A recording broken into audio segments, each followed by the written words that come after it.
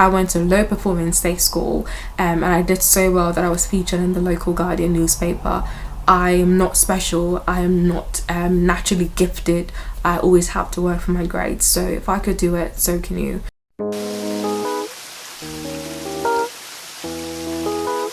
Hello my loves, and you're welcome back, or welcome to my channel if you've never been here. So I'm Priscilla and I go by Silla Asa on this channel. So here on this channel we explore everything education and lifestyle related. So if you're interested in like content about like productivity, education, lifestyle, things like that, make sure that you subscribe and turn on your post notifications. So I post videos every week just so you don't miss anything, especially during this period while you're preparing for your GCSEs. I'll be making videos to guide you throughout the whole process, and hopefully you get the grades that you do deserve come summer. In this video I'm going to share how to get all 8s and 9s in your GCSE exam. So I got all 8s and all 9s in my exams. I got 9s in English literature.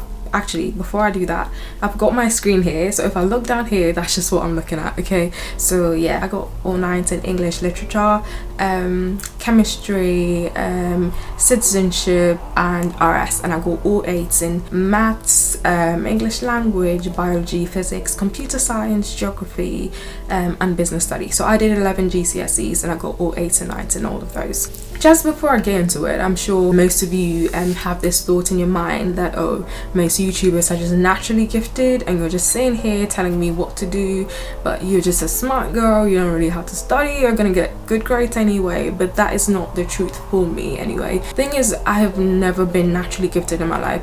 I do well in most of my exams, I'm not gonna sit here and lie, but I always have to put in some effort to get my good grades. If you're capping yourself at like, I don't know, a 6 or a 7, you're belittling yourself just because you're from a low performing state school. Please don't do that. I went to a low performing state school for my secondary school education, and I did just as well, if not better, than most kids that went to private schools or to grammar schools. These top grades are not reserved for kids in private schools, for kids in grammar schools. You can do just as well, if not better, than those smart kids and those brave kids and those good kids, even if you're in a low performing non-selective state school. Okay, just need you to believe in yourself, because that's where all the work starts. If you don't believe that you can do well, if you don't believe that you are deserving of these good grades, that you can progress, even if you're in a state school that has a really bad reputation in your neighborhood, you can still do well. But if you don't believe this, then it's only so much that this video can do for you. If you've already capped yourself at 6, there's no point in watching this. Just start small.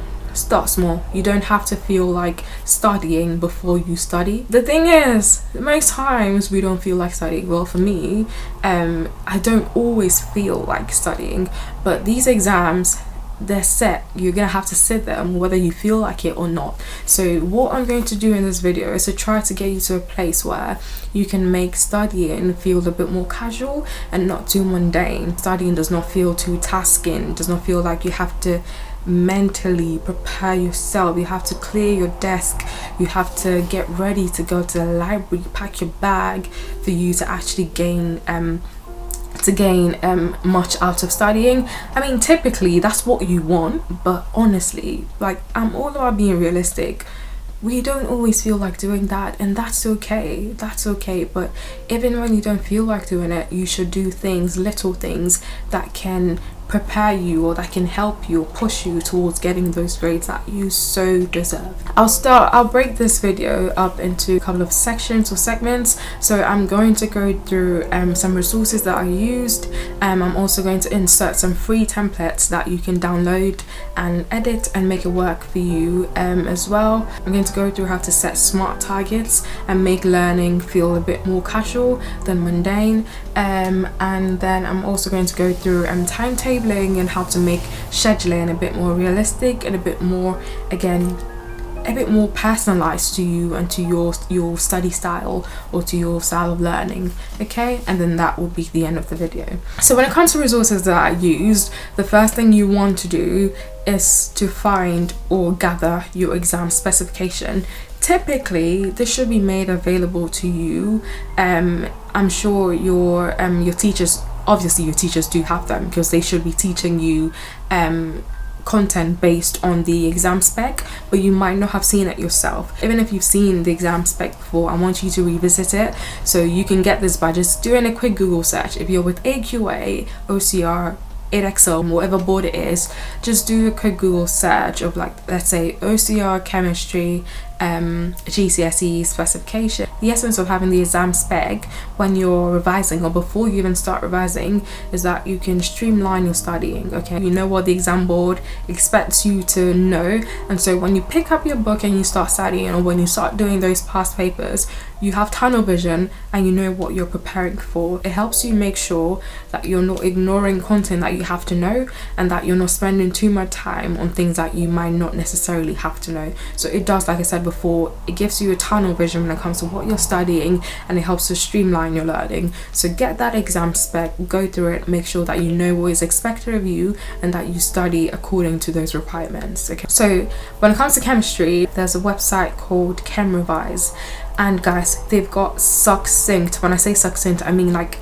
specific, tailored, straight to the point notes on what you need to know. So it's mainly an A-level website, but the last time I checked, they had some content on AQA GCSE chemistry. So if you're with AQA, make sure that you go onto this website. They've got already prepared notes for you. This is not plagiarizing, you're not stealing anything.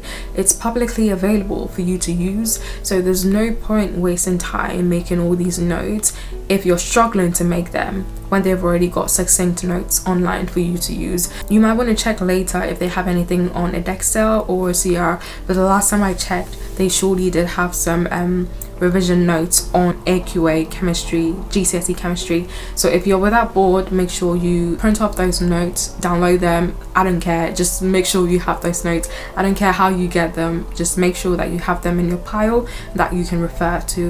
It helps you to save time when it comes to making notes and things like that, because one thing you need to make sure you're doing is that you're studying smart and not just hard.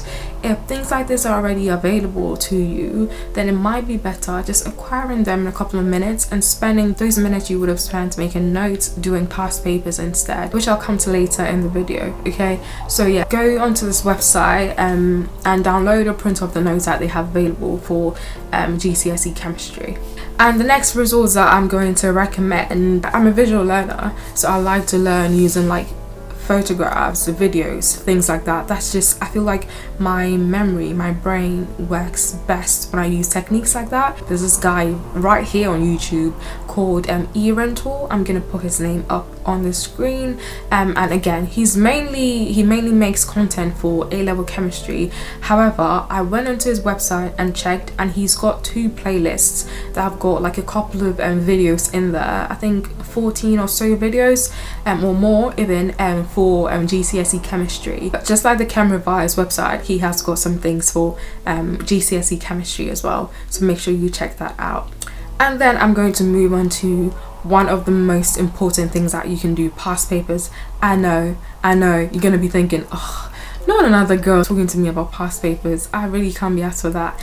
But the thing is, past papers are so useful. However, you could be doing them wrong. So this is something that I found worked really well for me, and I even have a template that I'm going to share with you, and hopefully it works for someone. So what you want to do with past papers is, the first thing you want to do is accumulate as much past papers as you can for each subject. So you're going to ask, where am I going to get these past papers from? Physics and Maths Tutor website, so they've got a column for past papers for GCSEs. They've got past papers for different examples, so OCR, AQA, Edexcel, the whole shebang. They've got everything in there. You could also check the Pearson website for some individual and past papers as well. Just make sure that you can accumulate some past papers, download them, just keep them somewhere safe that you can refer to in the future. And then what you want to do after you've done that is to create a template or a past paper log or tracker. At this point, if you're watching this video, you don't have to create one, because like I said, I've made one for you. This is what I used for my examinations, both GCSE and A-levels, and I got such good grades. So obviously it does work. I've made one for you that you can download and use for yourself as well. What you want to put in this spreadsheet tracker, which again I've already done for you, it should have a column for years that has got all the years of the past papers you've accumulated. So let's say June 2017, June 2018, June 2020, whatever it is, should have the years down there, and then it should have the first attempt should be what I call the blurt attempt. So what I mean by this is, when you download the past paper, the first thing I want you to do at this point, we're in March 2023, your exams start somewhere in May, so I assume that at this point you should have got all of your teaching, you should have got all of the learning that you need for your GCSE examination. So what I want you to do with the blurt attempt is use half the time you're allowed in the real examination. So let's say maths paper 1, for example, you're allowed 90 minutes in that. For your blurt attempt, I want you to use 45 minutes. Okay, time yourself for 45 minutes, sit down and answer those questions as much as you can in 45 minutes. This blurt attempt step is just for you to familiarize yourself with the questions, especially if you haven't been doing past papers. I want you to get used to sitting down and trying to do this paper on your own. It doesn't have to be under exam conditions, you don't have to be like quiet, just you in a room, but I definitely want you to time it. Okay, use half of the time you're allowed in the full thing. Just quickly go through it, see how you feel about it. Just get used to answering questions, get used to writing, to actively answering these questions. Okay, and then when you finish that, mark it, see how you do, go through with the mark scheme, put the mark you got in the spreadsheet as well. You're going to do so bad on the first blurt attempt, and that is the whole essence of the blurt attempt. It's a wake-up call. It's the point where you're reminded that, girl, you need to get up and start studying. That's the whole essence of why I included the blurt attempt in my studying, because I did so badly on that first attempt. I was like, Priscilla, like, this is not gonna cut it. You're not gonna get into that school you want to get to if you keep on going like this. So then I sat up and I saw that whenever I did a prepared attempt, I did much better in that than I did in the blurt attempt. Okay, and I then want you to go away and revise as much as you can those topics that were on the paper. Okay, so let's say algebra, whatever topics it is that you had on that paper, make sure you go away and cover them to the best of your ability. You want to come back then and do the second attempt, which I call the prepared attempt. For this one, you want to do it under timed conditions, exam conditions as well. So just quiet, focused, and allow yourself the full amount of time you're allowed in the exam. So again, if you're allowed 90 minutes, set your timer to 90 minutes, sit down and just try answering these questions just like you would do in your real exams. And then when you finish that, mark it, see how you do, go through with the mark scheme. You want to keep track of the marks you're getting, so put the mark you got in the blurt attempt on the spreadsheet, put it in for the prepared attempt as well. What I want you to do after this prepared attempt is to make yourself what I call a TIDK book. So things I didn't know, to TIDK book. And what this book, you should have one of these books for every single subject you're going to sit. Okay, and I recommend that it be a small handy book, something you can fit in your pocket. If you're always on your phone, you might consider using your notes app to do that on your phone. Again, what I'm trying to get you to do here is to make study feel more casual than mundane. Is to make you feel like you can study wherever you are. You can just have a look through your notes and be reminded of a topic or be reminded of something that you didn't know before. And what I want you to put in this CIDK book is questions and answers to every question you got wrong on the past paper. Okay, so that when you pick up that book, everything that you're learning is new learning. Everything that you're reading through is something you didn't know in the past. Okay, so let's say you did a chemistry paper, whatever question it is that you got wrong, go through with a mark scheme, write down the question and then put the answer underneath it in your TIDK book. And this should contain all sorts. If you're making one for chemistry, it should have all components of chemistry. It should have paper 1 content in there, it should have paper 2 content in there, so that when you pick up that book, you're not just studying paper 1, but you're studying everything you expected to know for your real exam. I say this because some people get so fixated on one part of chemistry or one part of one subject that they forget everything else. Let's say you've just been revising paper 1, or you've just been doing past papers on only paper 1, but your real exam is going to examine you on everything. So you need to make sure that as you're studying, you're not neglecting any parts, because you don't want to be a guru at paper 1 and fail paper 2. I want you to do well in everything. So that TIDK book should contain everything that you're expected to know for your chemistry exam. Okay, so whatever you get wrong in a chemistry past paper, put it in that book, so that when you pick it up, you're studying everything that you're supposed to know for chemistry.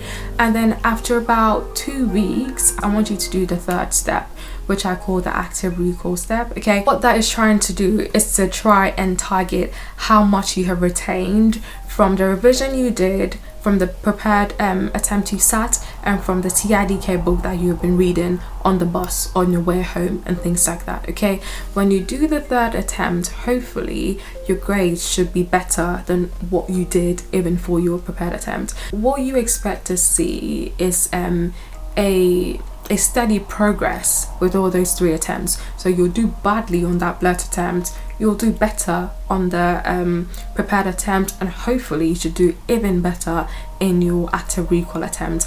So with the active recall attempt, it's just trying to measure how much information you've retained from using your TIDK book. So this is a book you can whip out on your way home, on the bus. You can whip out even when you're studying in your revision times, just going through everything you got wrong on that paper, and hopefully when you sit that active recall attempt, you should do the best out of all of the 3 that you sat. Okay, it just means that you're studying smart, so you're being specific with what you're studying. It's measurable, because like I said, you're putting all those grades in there and you can see a steady increase in the grades that you're getting. It's attainable because it's things that you can do, and it's realistic to you, because you know that you can set an amount of time to sit there and complete a past paper and actually get it done in that set amount of time, and then review it and then write everything you got wrong in your TIDK book. Okay, and one thing that people tend to neglect are exam reports. When you sit your exams in the summer, or when you have like a cohort sitting in an exam in the summer,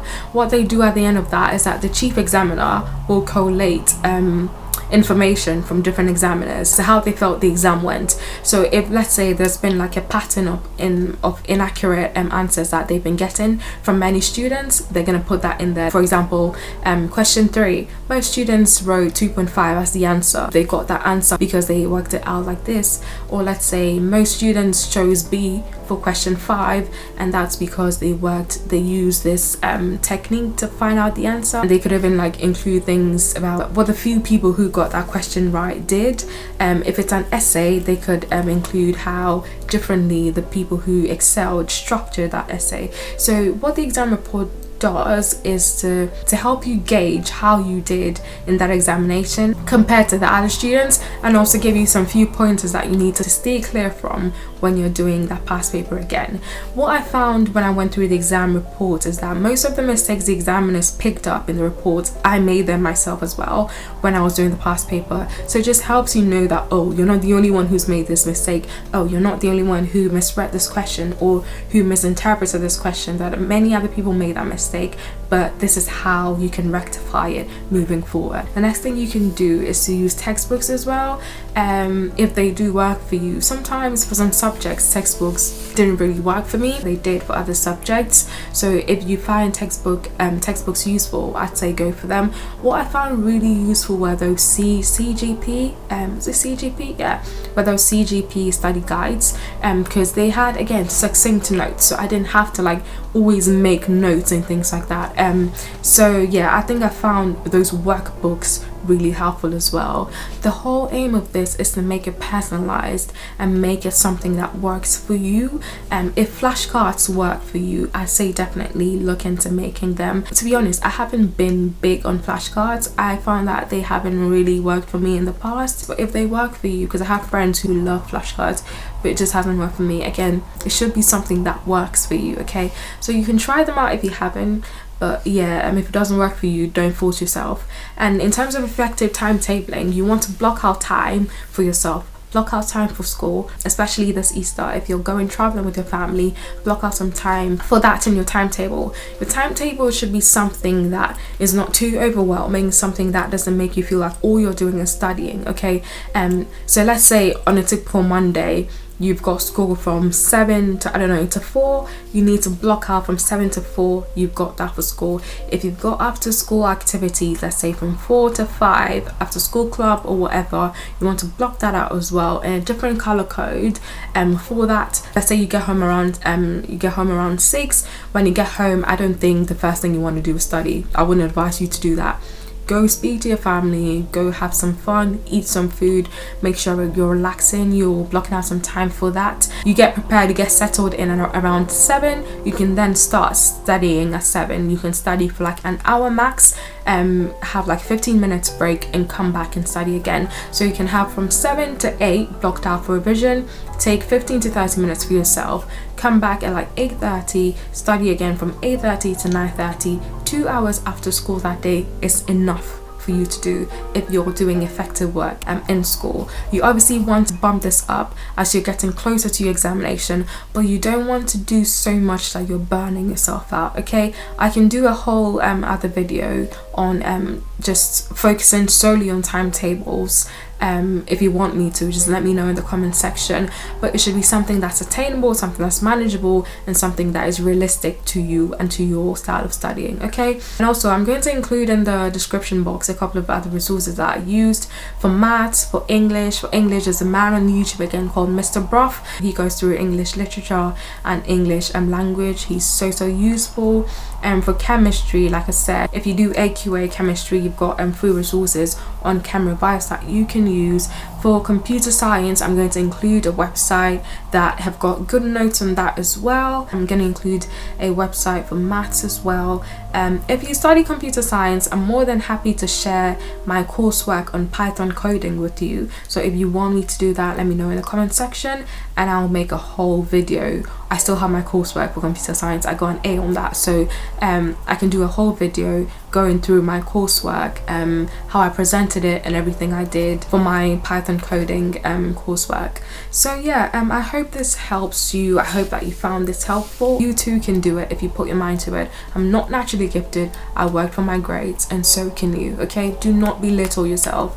You can do this. Honestly, I'm not even being patronizing or anything. These grades exist because they want students to get it, and you are one of those people who can achieve it. So put in some work. I know it's a lot, but you'll look back at this time and you'll be so proud of yourself, okay, for doing this. If you have any queries, any questions, let me know. Also, make sure that you do subscribe and turn your post notifications on, because I'm going to be doing 11 other videos. I know, because I sat 11 GCSEs.